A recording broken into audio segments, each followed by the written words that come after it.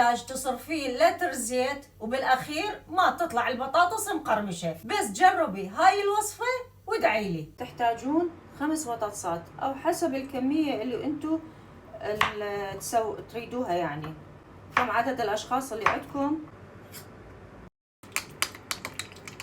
رح ننزل عليه كاري، بهارات خضروات، ملح.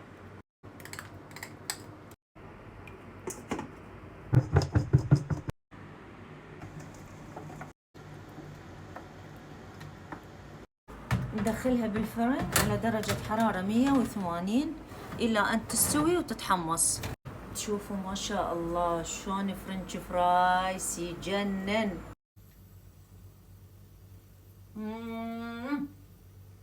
طعم ولا أروع. شيري هاي الوصفة لخواتك الصديقاتك عشان تضبطون الوصفة بصورة صحيحة.